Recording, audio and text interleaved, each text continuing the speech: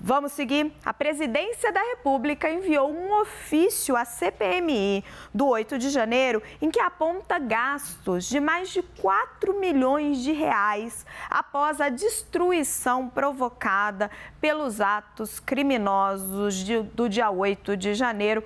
Nós separamos esses valores, separamos alguns detalhes para vocês observarem o tamanho do prejuízo. O maior prejuízo dentro do Planalto foi com as obras de arte. Prejuízo de mais de 3 milhões de reais.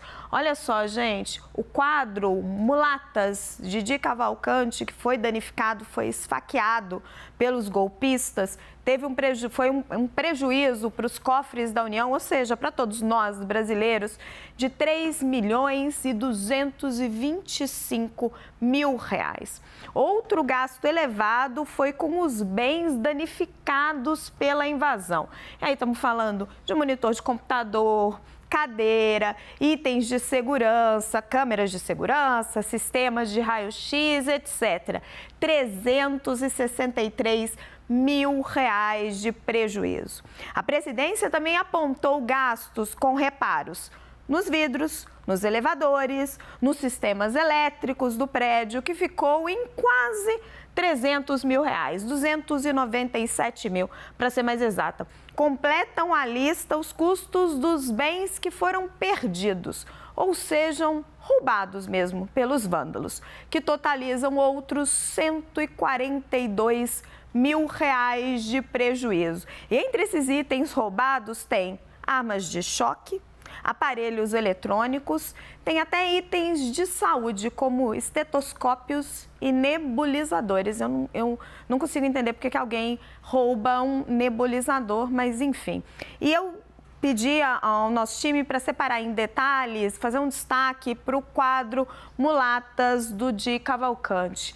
Eles mostram aqui, gente, as 7 facadas que foram dadas no quadro. Tá vendo? Acho que vocês, a gente aproximando aqui a câmera, talvez vocês consigam observar. O vândalo pegou, tem aqui, ó, embaixo, na tela cheia, vocês conseguem ver direitinho ali do lado, a mãozinha azul do perito que está ali verificando. São 7 facadas, então o sujeito pegou e deu 7 facadas numa obra de arte de Didi Cavalcante. Prejuízo de 3 milhões e 250 mil reais para os brasileiros. Vou chamar o meu time, Leandro Rezende, Renata Agostini.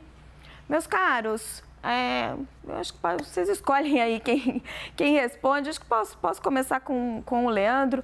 Leandro, como é que a gente vai recuperar isso, um prejuízo deste tamanho?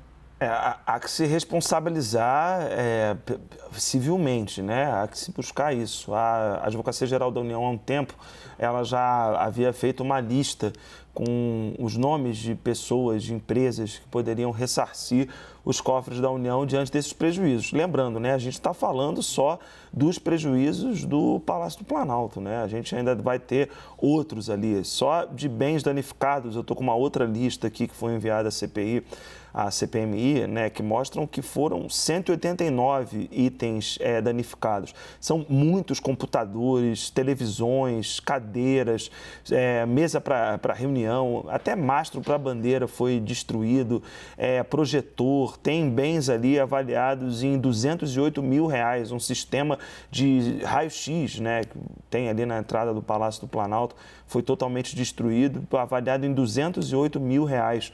Enfim, um prejuízo muito grande e que acaba que essa conta vai sobrar para a população brasileira, a não ser que se consiga efetivamente responsabilizar o CPF das pessoas que quebraram aquilo tudo e o CNPJ das empresas que auxiliaram, né, essas pessoas a chegarem lá em Brasília.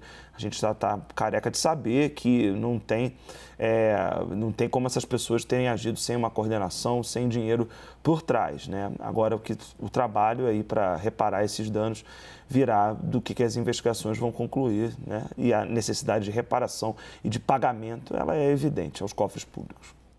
Renata, eu estou até puxando aqui a informação que a Bianca tinha me passado mais cedo, porque como o Leandro lembrou, é apenas o Palácio do Planalto, que agora a gente vê com mais detalhe o que foi destruído, mas a gente tem prejuízos importantes no Supremo Tribunal Federal, no Congresso Nacional.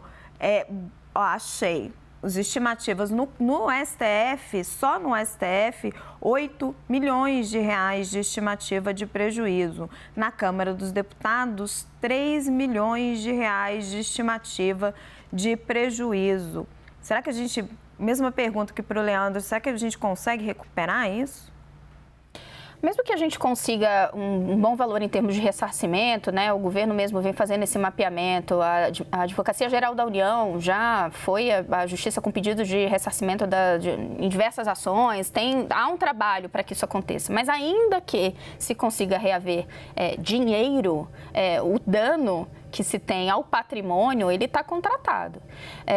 Toda vez que eu vejo, não só as imagens, mas esse tipo de balanço, né, a questão dos danos que foram feitos às obras de arte, eu juro, é porque eu estou presa nesse meme já há muitos meses, mas só me vem Luiz Felipe Dávila, Kitty Estreza, porque, assim, não eu estou falando isso um pouco para descontrair, mas é porque é o horror.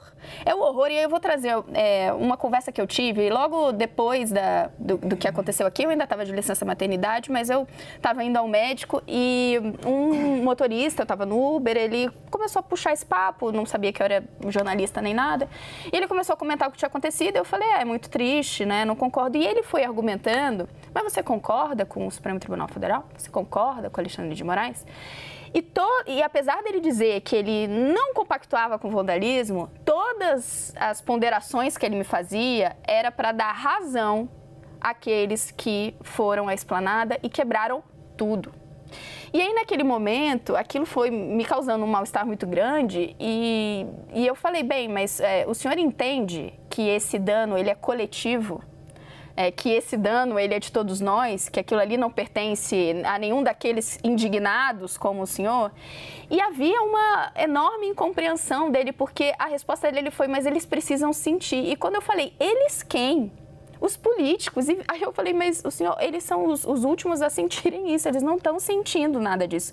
Esse é um dano a todos. Então, me parece que além, se a gente olha individualmente o que leva uma pessoa a pegar, marchar para a esplanada dos ministérios, pegar qualquer coisa que ela vê pela frente e sair quebrando as coisas, porque isso é imaginável para mim, a educação que eu tive, nas pessoas que eu convivo, sair quebrando qualquer coisa, muito menos um bem público. Mas se a gente tirar disso, essa motivação pessoal abominável, a ideia, o subtexto que passa é de que eles estão com isso, ferindo alguém por qualquer razão que seja, ela não para de pé. Esse é um pensamento extremamente limitado, mas que, infelizmente, ele está presente numa parcela da população. E isso a gente precisa ficar atentos. Não está só na cabeça de quem foi lá e teve coragem de fazer. Tomei aqui, por exemplo, esse relato, né, que me foi feito, mas se a gente pegar e espremer um pouco e ir a campo, conversando com as pessoas, com pessoas comuns, a gente vai ver que tem muita gente que justifica o que, na nossa visão, é injustificável com esse tipo de argumento. E aí, essas pessoas, acho que a gente sempre tem que lembrar, independentemente de qualquer debate moral, o império da lei. O império da lei. Então, as pessoas que cometem crimes, a lei. Mas você sabe que eu vi pesquisas recentes, muito interessantes, mostrando, e preocupantes também, mostrando que no Brasil está acontecendo um fenômeno parecido com os Estados Unidos. À medida que o tempo vai passando, logo ali no calor dos atos do 8 de janeiro, a maioria esmagadora dos brasileiros repudiava o que tinha acontecido ali. À medida que o tempo vai passando, e às vezes o presidente Lula colabora muito para isso, quando ele instiga o nós contra eles, as pessoas vão relativizando o que aconteceu, todo aquele vandalismo, toda aquela destruição. E aí você vai diminuindo essa rejeição. Nos Estados Unidos, isso fica muito claro. Hoje, a destruição ali do Capitólio, praticamente são democratas contrários e republicanos a favor. No Brasil ainda não está assim, pelas últimas pesquisas que eu vi, mas infelizmente a tendência está indo para esse caminho. Renata, muito obrigada. Leandro, muito obrigada. A gente se fala já já.